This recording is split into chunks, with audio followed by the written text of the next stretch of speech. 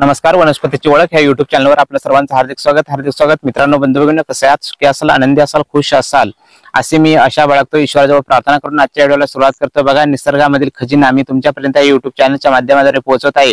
तरी अजून आपण अजून या वनस्पतीची ओळख ह्या युट्यूब चॅनलवर नवीन असाल तर चॅनलला सबस्क्राईब, लाईक आणि शेअर करा. बघा, तुम्हाला मी आज एक जबरदस्त असा एक उपाय सांगणार आहे, जो तांत्रिक उपाय सांगणार आहे. परंतु तांत्रिक उपाय करण्याच्या अगोदर लक्षपूर्वक ऐका. ज्यांच्याजवळ श्रद्धा, ज्यांच्याजवळ आत्मविश्वास असेल, ज्यांच्याजवळ श्रद्धा असेल, ज्यांच्याजवळ भाव असेल, भक्ती असेल, अशाच लोकांनी तांत्रिक आणि दैवी उपाय करायचे आहेत. ज्यांच्याजवळ श्रद्धा, आत्मविश्वास, भाव नसेल त्यांनी हे उपाय करू नका. त्यांच्यासाठी हे उपाय नाही, त्यांच्यासाठी हा व्हिडिओ पण नाही. त्यांनी असे व्हिडिओ बघू बी नका आणि त्यांनी हे उपाय करू नका. त्यांच्यासाठी हे सक्सेस होणार नाही. सक्सेस होण्यासाठी श्रद्धा पाहिजे. कारण जे विश्वासावर स्वार झाले ते सर्वस्वी तरुण गेले. म्हणून श्रद्धा आणि विश्वास ठेवा. ज्याच्याजवळ आत्मविश्वास प्रबल आहे तोच कुठलेही कार्य करू शकतो. ज्याच्या मनामध्ये दृढ इच्छा आहे तोच कुठलेही कार्य करू शकतो. तर बघा, मुतखड्यावर मी तुम्हाला एक जबरदस्त असा तांत्रिक उपाय सांगत आहे. केलेला अनुभव सिद्ध उपाय आहे. हा उपाय आपण करू शकता. बघा, अनेक जणांना पित्तशयाचे खडे होतात, मुतखडा होतो. काही लोक औषधं खातात तरी पण त्यांना मुतखडा होत राहतो. काय करतो? औषधं खातात तरी त्यांना मुतखडा हा होतच राहतो. नेहमी महिन्याने 2 महिने किंवा वर्षाने 2 वर्षांनी सतत मुतखडे होतात. काही लोक ऑपरेशन करतात तरी मुतखडे होतात. काही लोक औषधं खातात तरी मुतखडे होतात ना. मग अशा लोकांसाठी मी हा उपाय घेऊन आलेला आहे. बघा, एकदम जबरदस्त असा तांत्रिक उपाय आहे. हा उपाय जर आपण केला, कमी वेळामध्ये मी सांगण्याचा तुम्हाला प्रयत्न करत आहे.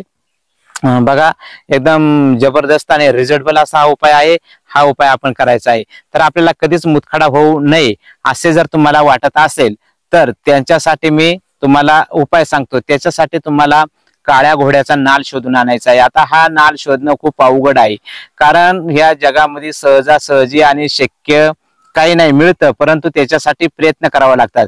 प्रयत्न वाळूचे कण रगडिता ते लय गळे. प्रयत्न खूप महत्वाचे आहे. ती मेहनत खूप महत्वाची आहे, कारण कष्टाच्या घरीच रिद्धी सिद्धी पाणी भरते.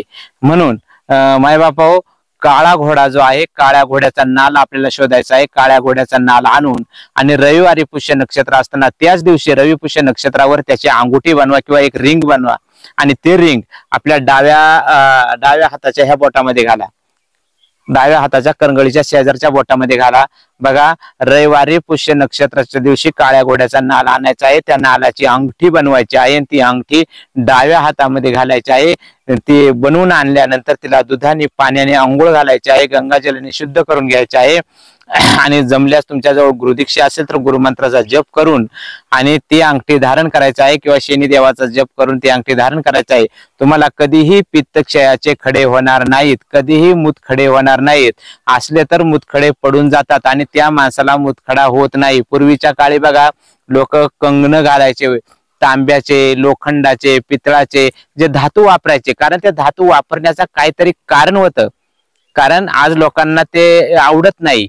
फॅशनेबल युगामध्ये ते आवडत नाही. पण पूर्वज जे वापरत होते, जे कडे वापरत होते, जे अंगठ्या वापरत होते, काही तोडे वापरत होते, त्याच्या मागचं तुम्ही कारण शोधून बघा. त्याच्यावर अभ्यास करून बघा, त्याच्यावर चिंतन करून बघा. त्याच्या मागं काहीतरी दडलेलं होतं, लपलेलं होतं, हे निश्चित.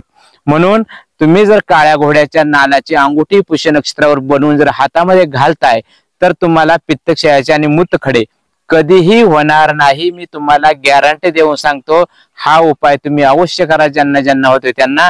अशाच उपायासाठी आपल्या चॅनलला सबस्क्राईब, लाईक आणि शेअर करा. अशीच माहिती मी तुम्हाला देण्याचा प्रयत्न करत राहील. चला, थांबतो. आजच्या व्हिडिओमध्ये एवढंच. उद्या भेटू नवीन माहिती, नवीन व्हिडिओ बरोबर. तोपर्यंत धन्यवाद. रामकृष्ण हरी. जय धन्वंतरी भगवान.